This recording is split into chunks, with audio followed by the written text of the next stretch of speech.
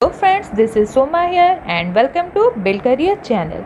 तो आज हम पढ़ेंगे अकाउंटिंग कॉन्सेप्ट, कन्वेंशन या फिर प्रिंसिपल्स के बारे में। तो मैं इसके एग्जांपल के साथ आपको एक्सप्लेन करूंगी in a very easy language. Okay, तो कल हमने इसी का हाफ कंप्लीट किया था और आज हम इसे हाफ कंप्लीट करेंगे और ये टॉपिक ख़त्म हो जाएगा। तो आपको मैंने आई बटन में इसकी लिंक प्रोवाइड कर दी है, आप चाहे तो इसकी हाफ क्लास को आप जाकर देख सकते हैं। मैंने उसे भी एग्जाम्पल के साथ अच्छी तरह से समझाया है। ओके, तो मैंने जैसे आपको पहले ही बताया था कि मैं ये टॉपिक आपको इतनी अच्छी तरह से समझाऊंगी कि ये दिमाग में सेट हो जाएगा, फिर आप कंफ्यूज नहीं होगे। तो चलिए, मैं वैसा ही करने वाली हूँ। चलिए स्टार्ट करते हैं आज की class. Please subscribe Build Career channel and tap the bell icon, जिससे कि आपको हर दिन न्यू नोटिफिकेशन मिलती रहे। अपने कमेंट्स मुझे ज़रूर प्रोवाइड करना, जिससे कि मैं और भी इम्प्रूव वीडियो आपके लिए ला सकूं। अगर पसंद आए वीडियो तो लाइक करना और फ्रेंड्स एंड फैमिलीज़ के साथ शेयर करना। चलिए स्टार्ट करते हैं। आज क्लास 2 है। मैं अपना इंट्रोडक्शन प्रोवाइड कर दूं। मैं नेट सेट क्वालिफाइड हूँ, एमकॉम में डिस्टिंक्शन है और साथ ही साथ 2 इयर्स का टीचिंग एक्सपीरियंस भी है। चलिए, तो कल हमने कहाँ तक किया था? कल हमने किया था बिजनेस एंटिटी कॉन्सेप्ट को, मनी मेजरमेंट कॉन्सेप्ट को, accounting period concept, cost concept या historical cost concept, matching concept और एक्यूरेल कॉन्सेप्ट। इतना तक हमने कंप्लीट कर चुके थे हम।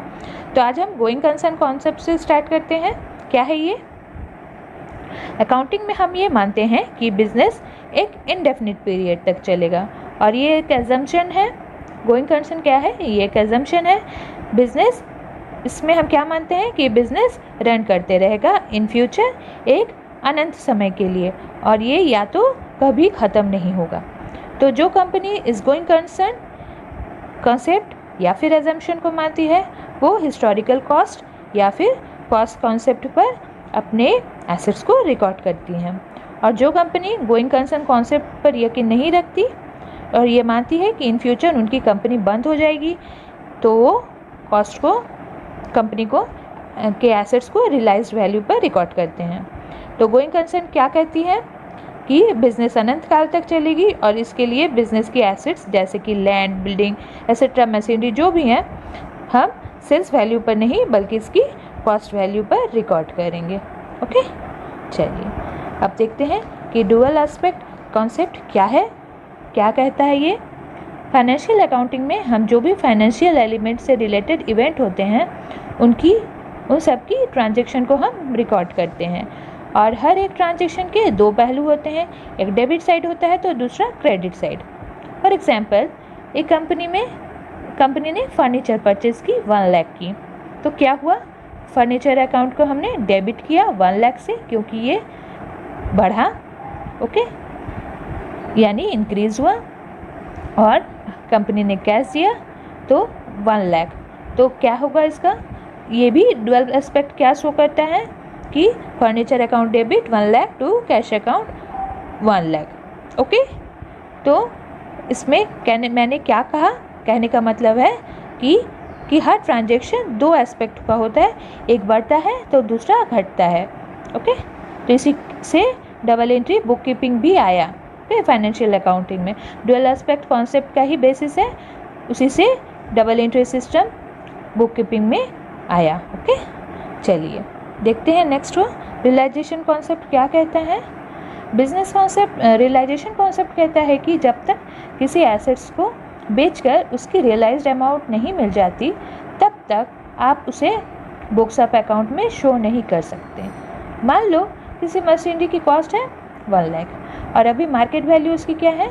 12 लाख। ओके, 10 लाख थी पहले, तो और इसकी अभी मार्केट वैल्यू है 12 लाख। तो आप क्या रिकॉर्ड करोगे? 10 लाख को। क्यों? क्योंकि अभी ये रियलाइज़ नहीं हुई है, मार्केट वैल्यू को आप रिकॉर्ड नहीं कर सकते जब तक कि एसेट्स को बेचकर प्रॉफिट अर्न नहीं कर लिया जाए। ओके, चलिए अब देखते हैं कन्वेंशन ऑफ फुल डिस्क्लोजर क्या है ये। ये कहता है कि बिजनेस की जो भी ट्रांजैक्शन हो, हर एक को रिकॉर्ड करना है और बुक्स ऑफ अकाउंट में शो करना है। आप ये नहीं कर सकते कि आप 6 महीने के ट्रांजैक्शन को रिकॉर्ड किए और 6 महीने की नहीं। आपको हर एक ट्रांजैक्शन को रिकॉर्ड करना है। इवन अगर बैलेंस शीट बन जाए, उसके बाद भी अगर कोई ट्रांजैक्शन छूट जाए तो उसे भी आपको शो करना होगा। ओके, तो अब देखते हैं मेटेरियलिटी कॉन्सेप्ट क्या कहता है। कन्वेंशन जो भी आप बोलो एक ही बात है।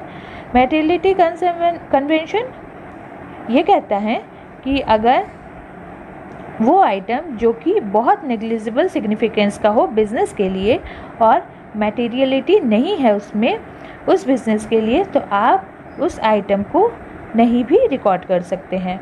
मैंने यहाँ पर क्या कहा कि उस बिज़नेस के लिए, मतलब कोई अगर बड़ा बिज़नेस हो उसके लिए छोटी सी ट्रांजैक्शन, बहुत छोटी सी ट्रांजैक्शन उसके लिए कोई इफ़ेक्ट नहीं डालेगी।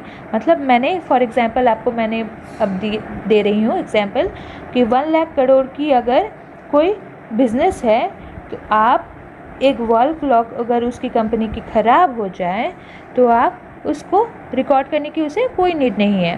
बट ये बिज़नेस टू बिज़नेस पर डिपेंड करती है और ये वही ठीक कर सकती है या वही सजेस्ट कर सकती है कौन सी चीज़ उनके लिए मटेरियल है और कौन सी चीज़ नहीं। ओके, चलिए अब देखते हैं कन्वेंशन ऑफ कंसिस्टेंसी को। क्या है ये कन्वेंशन ऑफ कंसिस्टेंसी?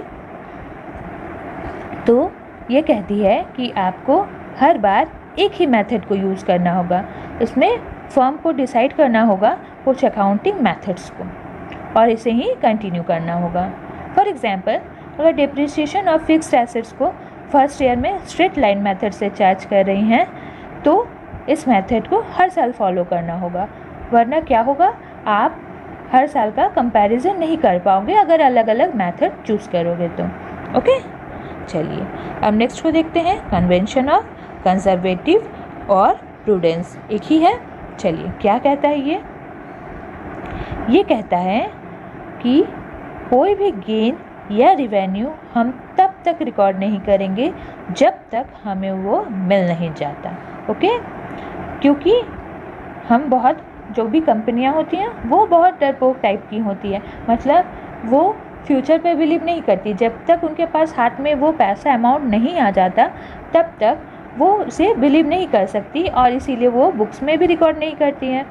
तो फ्यूचर में मिलने वाले गेन के लिए हम कोई प्रोविज़न अभी से नहीं बनाएंगे, बट फ्यूचर में होने वाले लॉस या एक्सपेंसेस हो तो या फिर कोई लायबिलिटी हो तो उसका प्रोविज़न हम अभी से बना लेंगे। यह कहती है कन्वेंशन ऑफ कंजर्वेटिव और प्रूडेंस। ओके, तो चलिए आज ये ख़त्म हो गया टॉपिक। नेक्स्ट डे हम कुछ और टॉपिक लाएंगे आपके लिए।